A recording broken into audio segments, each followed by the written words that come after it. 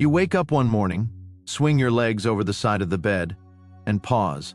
Your knees feel a little stiff. Your balance feels just a bit unsure. Your mind takes an extra moment to come online before the day begins. You're not sick. You're not broken. But you can feel that your body doesn't move quite the way it used to, and that feeling can quietly worry you. At the same time, you've probably seen people in their 70s, 80s, even 90s who still walk with ease, bend down to pick something up, and laugh with friends over tea as if their bodies are still on their side. They're not superhuman. They're just using their bodies differently. So what if the difference isn't a secret supplement or a perfect workout plan, but a handful of simple movements woven into everyday life? Have you noticed your body sending little signals lately? A wobble, a bit of stiffness, a slower recovery, and wondered if this is just how it has to be? Across places like Japan, where many adults live well into their 90s, with clear minds and steady steps, movement looks different. Yes, they walk. Yes, they stay active, but much of their strength and stability comes from small, almost ordinary motions that repeat throughout the day, not from heavy workouts or hours in a gym. Today we're going to explore 6 gentle movement habits inspired by those traditions. They don't require equipment. They don't require sweat. They simply invite your body to move the way it was designed to move, slowly, calmly, and with purpose. You can imagine these movements as little reminders you give your joints, your muscles, and your brain. We're still here. We're still needed. We're still growing. Let's start with something beautifully simple. Slow, mindful walking. You step outside or into a hallway. Instead of rushing, you choose a calmer pace, about half as fast as usual. Your heels meet the ground first, then the arch, then the toes. You feel each step roll through the foot, one after another like a quiet wave. As you move, you add an easy breathing pattern. Inhale over 2 steps, gently hold for 2 steps, exhale over 4 steps, then repeat. This kind of walking doesn't look like exercise in the usual sense, but it works in a very deep way. Your heart finds a steady rhythm. Your nervous system settles. Your feet wake up and send signals to the brain that help refine your balance and awareness of where you are. You're not trying to push your body. You're teaching it to move with coordination again. Feet, breath, posture, and attention working together. 10 minutes around the block or through your home like this can feel less like a workout and more like a moving meditation. As the days go by, many people notice fewer near misses when they walk, easier transitions between rooms, and a softer, calmer feeling in their chest and mind. It's not dramatic. It's steady, and that's where the power is. Next, picture a gentle morning routine that wakes up your joints the way you'd slowly open curtains to let the light in. You stand in your kitchen or living room, feet about hip-width apart. You slowly circle your arms forward a few times, then backward, letting your shoulders loosen. You reach your arms up, then gently side bend to the right, then to the left, as if drawing a soft arc in the air. You lift each knee one at a time, just a few inches, and let your body find a smooth rhythm. This kind of flowing 3-minute sequence has been part of daily life for many older adults in Japan for decades. It isn't intense, but it moves almost every major joint: shoulders, spine, hips, knees, and ankles. It's like oiling the hinges before the day really begins. You can do it right after you wake up, still in your pajamas. You can play a quiet piece of music, follow your breath, and let the body find a comfortable range of motion. You're not forcing anything, just reminding your joints that they're allowed to glide, twist, bend, and extend. Have you noticed that on days when you stretch or move gently in the morning, your whole day feels looser and more cooperative, as if your body is more willing to go along with what you ask? Now let's talk about a posture many of us used easily as children and slowly lost over time: the deep, supported squat. In many parts of the world, older adults still crouch down to garden, rest, or talk with neighbors, heels close to the ground, hips low, back relaxed. In chair-based cultures, we spend more time sitting with our hips at a 90-degree angle, and the body forgets it has more range than that. You don't have to drop into a full, flat-footed squat overnight.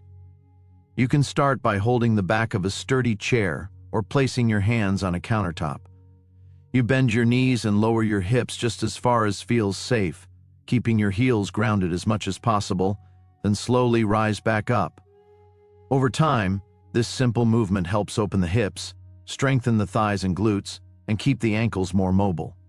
Those areas are crucial for getting in and out of chairs, lowering yourself safely, and recovering your balance if you stumble. Even a mini squat, a shallow bend repeated a few times a day, sends a message to your joints.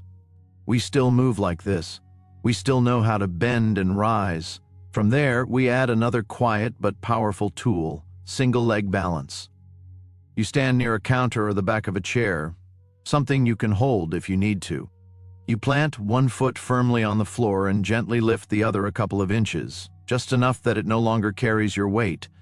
Your eyes rest on a steady point ahead. You breathe. At first, you might feel tiny wobbles in your ankle and hip. That's not failure. It's your body waking up its stabilizing muscles and your brain refreshing its balance pathways. Your core muscles engage. Your posture learns to stack better over your standing leg. You can start with 10 to 20 seconds on each side and build up slowly.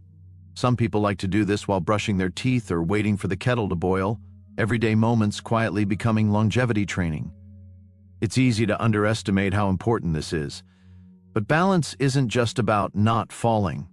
It's about feeling confident when you walk into a room, turn to look behind you, or step off a curb. When you imagine yourself a few years from now, how would it feel to know that your body can still steady itself quickly when life throws you a small physical surprise? Now, let's bring the floor back into your life, gently and safely. In many Japanese homes, people still sit on the floor to drink tea, talk, or rest. That means they get up and down from a low position many times throughout the day. For the body, that series of movements is like a full-body coordination exercise. Hips, knees, core, arms, and balance all working together. You don't have to sit cross-legged on a hard floor to benefit from this idea. You can start with something as simple as practicing how you get down to and up from a soft surface, like a carpet, yoga mat, or even the edge of a low sofa. Maybe you begin by kneeling with one knee, using a chair or coffee table for support, then gently returning to standing. Over time, you might lower yourself a bit farther, always listening to your joints and never rushing. This isn't about looking athletic. It's about preserving one of the most essential life skills there is, the ability to get yourself down to the ground and back up again. Many older adults find that as this movement becomes easier, they feel more independent, more capable of handling everyday tasks, and less anxious about what would happen if they dropped something or needed to kneel to reach a low cabinet. Then we add one more movement that ties the upper body and core into the picture, a simple towel twist. You stand or sit tall and hold a small towel between your hands at shoulder height. Your arms extend forward with a gentle bend in the elbows. You lightly pull outward on the towel as if trying to stretch it, just enough to feel your shoulders and upper back engage. From there, you slowly twist your torso to one side, keeping your hips facing forward, then return to center and twist to the other side. You move with your breath. Inhale in the middle, exhale as you rotate, and you keep the pull on the towel steady and easy. This small addition of tension wakes up deep stabilizing muscles around your spine and ribs, muscles that often go quiet when we sit a lot or move in straight lines all day. As you practice, you may notice your posture improving, your shoulders relaxing down, and your midsection feeling more alive and connected. You only need a minute or two of this once or twice a day.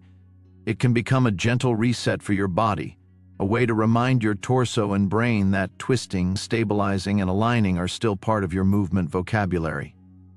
Have you ever noticed that when your spine feels more mobile, when you can turn to look behind you or reach across your body more easily, your whole day feels less restricted, almost as if your world has a little more space in it? Before you begin weaving these movements into your days, it's important to remember this. You are allowed to start exactly where you are. If you live with joint pain, previous injuries, or conditions that affect your balance, you're not failing. You're simply working with a different starting point. You can keep a hand on the wall, use a chair for support, or shorten the range of each movement. Pain is not the goal. We're aiming for gentle challenge.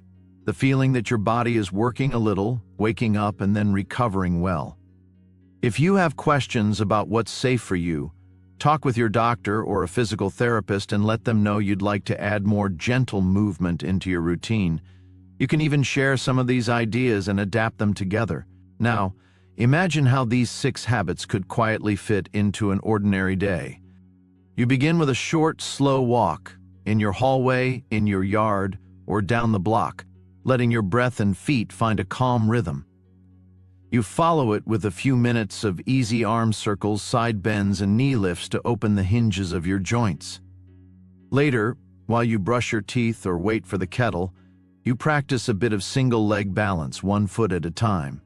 At some point in the day, you try a few supported mini squats by a chair, or practice lowering yourself toward a kneel and rising again with help. And when your shoulders feel tight or your posture droops, you stand or sit tall, hold a towel, and do a few slow twists, breathing, lifting your chest, and letting your spine move. Taken alone, each of these moments seems small. Together, they form a quiet, powerful signal to your body and brain. We're still in use. We're still adaptable. We still have more life to live. You don't have to do all 6 every day. You don't have to do them perfectly. You can start with 1 or 2 that feel safe and appealing and build up from there as your confidence grows. Which of these gentle movements feels most doable for you this week? And which one are you most curious to try in a new, consistent way? Aging doesn't mean stepping out of your life. It means learning new ways to stay present inside it, with a body that moves, a mind that adapts, and a spirit that keeps saying yes to the days you're given. Every walk you take, every careful squat, every moment you practice balance or gently twist your spine is a way of choosing yourself, not in some distant future, but right now, today. Every day is another chance to care for the body that's carried you this far. Keep learning, keep moving, keep believing in your own strength, because aging isn't slowing down, it's leveling up. If today's message resonated, take a moment to subscribe, leave a thought in the comments, or share this video with someone who could use a little encouragement. Because together, we're proving that aging well isn't the exception, it's the standard.